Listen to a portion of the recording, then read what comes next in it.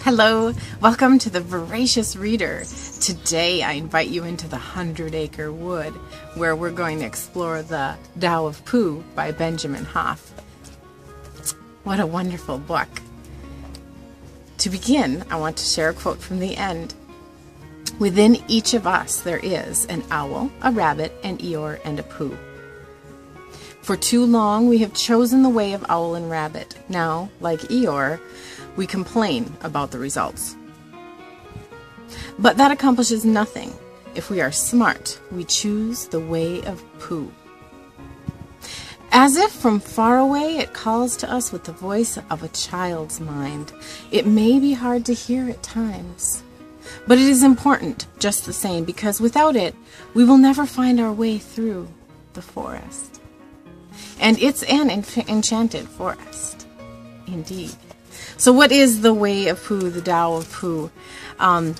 Interestingly enough, the author, Benjamin Hoff, was talking with someone about Winnie the Pooh. And I'll just read it from here.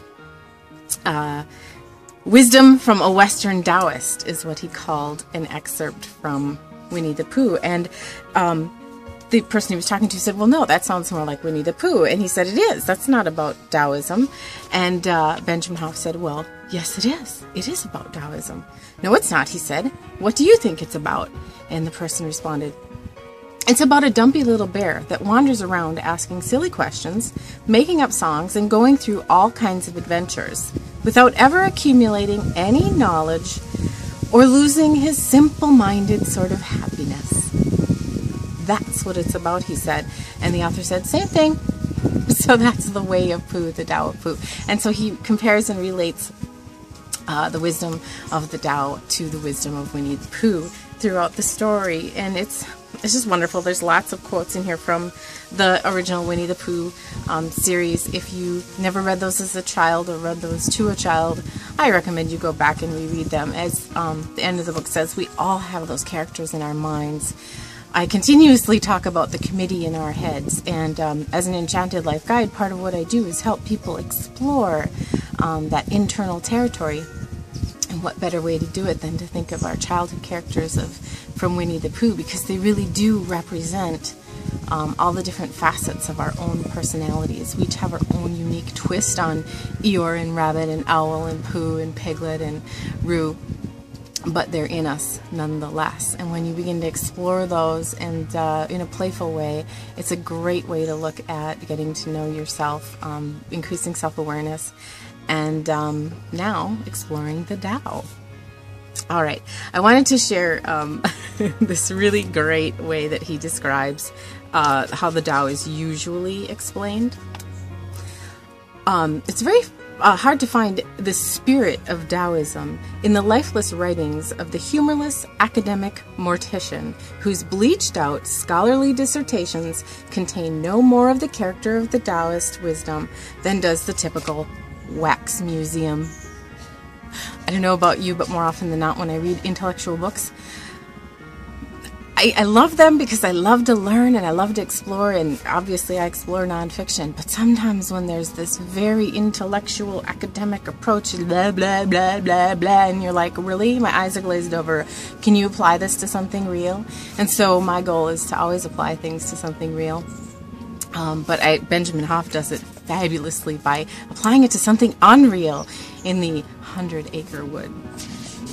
All right, so now that we understand what he's trying to accomplish here, I want to share the idea that there's an uncarved block, okay? The pure potentiality of the uncarved block. And that's a Taoist principle, and the author is talking with Pooh about how to explain the uncarved block and what is the secret of the uncarved block. The secret of the uncarved block is life is fun. It's supposed to be fun. It's not supposed to be an academic pursuit. It's supposed to be fun. So, have fun while you're learning. One of the ways we're going to have fun learning today is exploring Wu Wei, which is Taoism in action. Wu Wei is also the most characteristic element of Pooh in action. We learn to work with our own inner nature And with the natural laws operating around us, we reach the level of Wu-Wei. Then we work with the natural order of things to operate in the principle of minimal effort.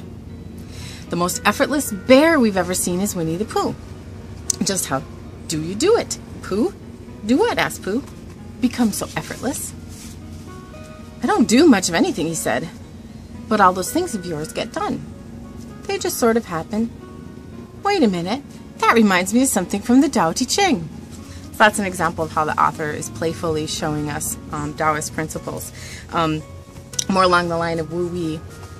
When you work with Wu-Wei, I hope I'm pronouncing that correctly.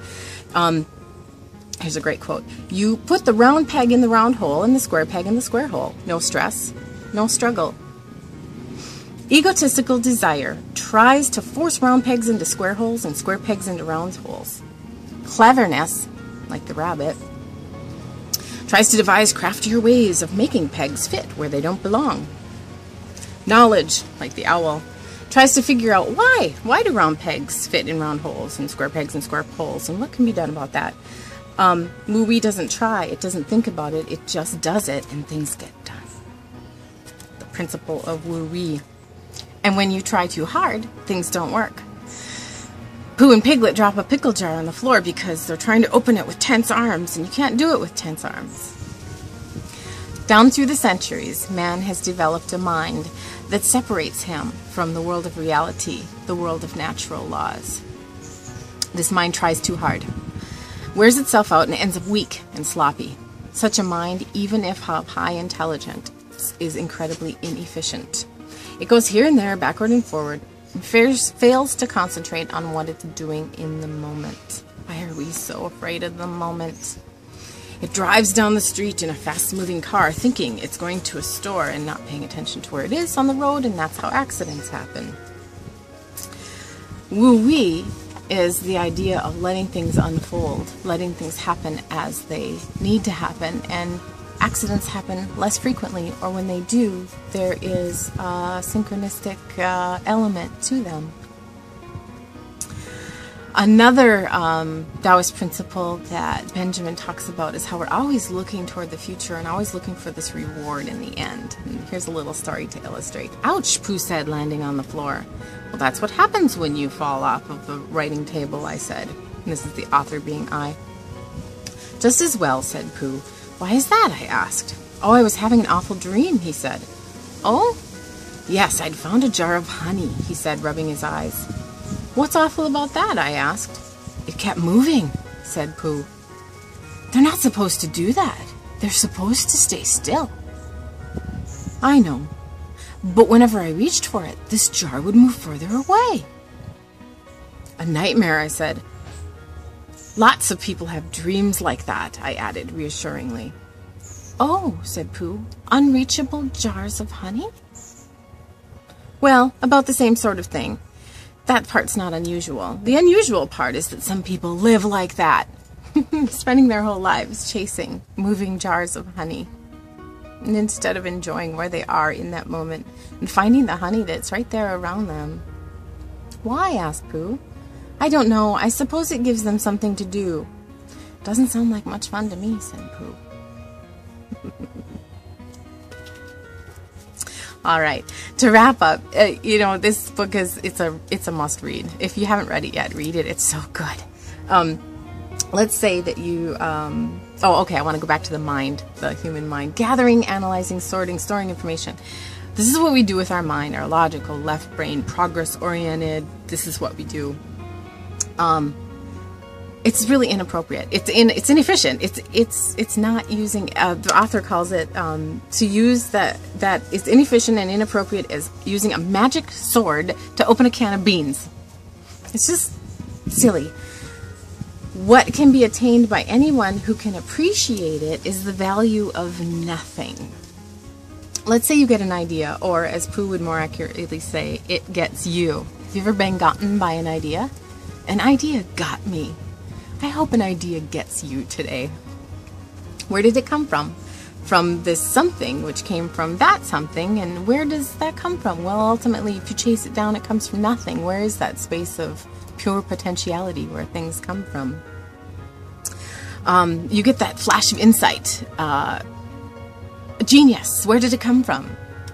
Practically everyone has gotten some sort of an idea like that sometime, and most likely after a sound sleep, but you don't have to fall asleep for this to happen. Instead, you can have it happen when you're completely awake. The process is very natural.